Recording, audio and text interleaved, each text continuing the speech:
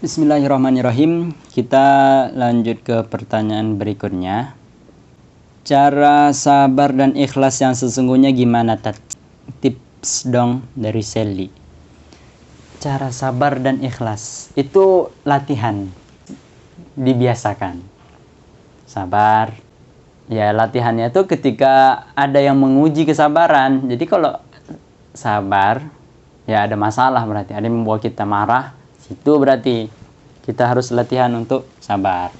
Ada ikhlas, ada yang membuat kita tidak ikhlas. Contohnya seperti pujian atau cacian. Nah, situ kita latihan.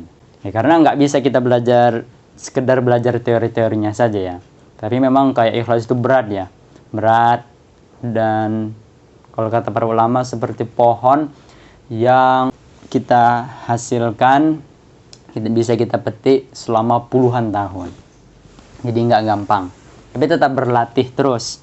Jadi sabar. Jadi kalau misalnya ada yang membuat kita marah, langsung istighfar dan doakan kebaikan. Malah kalau bisa berikan hadiah. Nah, itu lebih ampuh obatnya.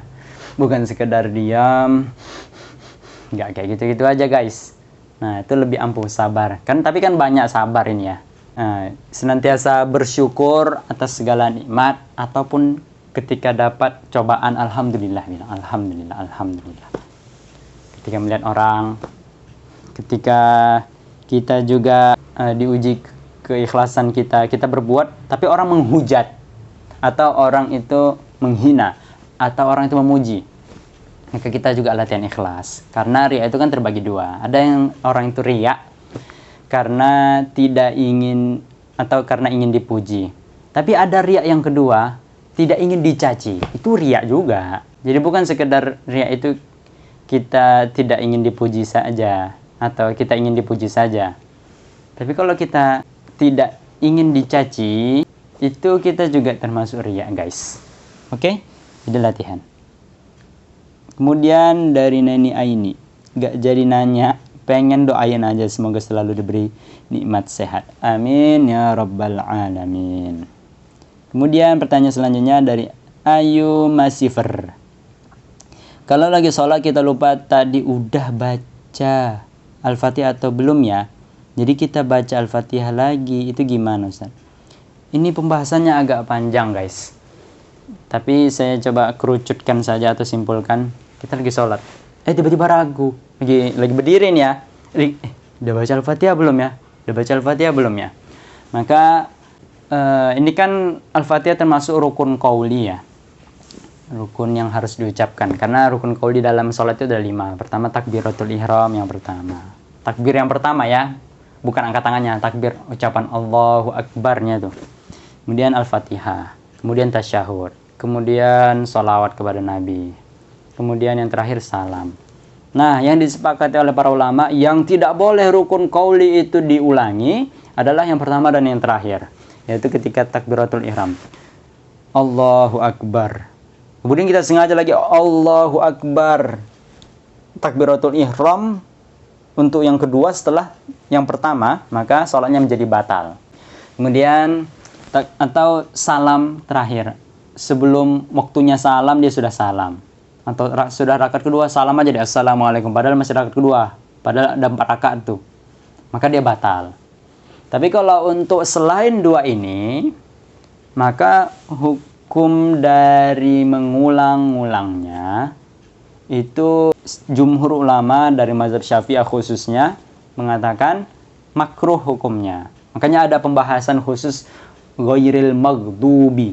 Nah, itu udah di ayat yang terakhir ya. Misalnya ada baca ayat yang terakhir. Ghairil maghdubi siratal ladzina an'amta 'alaihim ghairil maghdubi 'alaihim waladdallin. Nah, dia bacanya itu siratal ladzina an'amta 'alaihim ghairil maghdubi 'alaihim. Habis nafasnya. Nah, apakah dia lanjut aja waladdallin atau dia ngulang lagi ghairil maghdubi alaihim waladdallin. Kalau dia ngulang dari ghairil maghdubi, itu dia mengulangi rukun qauli namanya. Nah, itu makruh. Lebih aman memang langsung waladdallin. Ini kata Buya Yahya seperti itu, langsung waladdallin. Tapi memang nanti di ahli tajwid mengatakan itu bukan waqaf. Nah, tapi pada intinya mengulang itu makruh. Nah, jadi tapi tidak apa-apa. Tidak apa-apa. Nanti berbeda lagi halnya ketika kita itu ragu. Kalau misalnya kita sudah di tengah-tengah sholat gitu ya, ragu. Kalau ragu-ragu, obatnya silahkan ditinggalkan aja, dihindari apa yang buat Anda ragu. Yakin aja. Yang berbeda lagi nanti ketika kita jadi makmum, kita ragu. Nah, beda lagi ya. Guys, tapi itu secara singkatnya begitu. Tapi kalau masih ada yang kurang paham, nanti silahkan ditulis di kolom komentar lagi. Oke? Itu jawabannya tadi. Jadi, latihan fokus sholat ya. Jangan sampai menghayal guys. Berlebihan itu.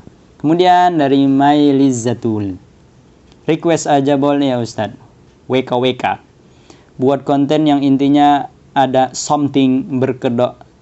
Aku anggap dia adik atau kakak. Iya. Ini namanya cara syaitani. Jadi cara setan itu untuk mengelabui. Ya, bisa jadi di awal memang aku hanya menganggap dia adik saja atau kakak. Ya, tapi sayang-sayangan juga ya kan. Tapi ada tumbuh di hati gitu. Jadi kalau begini ya agak dihindari lah guys. Sewajarnya aja berinteraksi dengan lawan jenis itu dalam muamalah yang sewajarnya saja dan secukupnya. Ketika ada hajat. Ya, kalau jual beli, bisnis atau kesehatan, konsultasi, selama batas wajarnya itu diperbolehkan.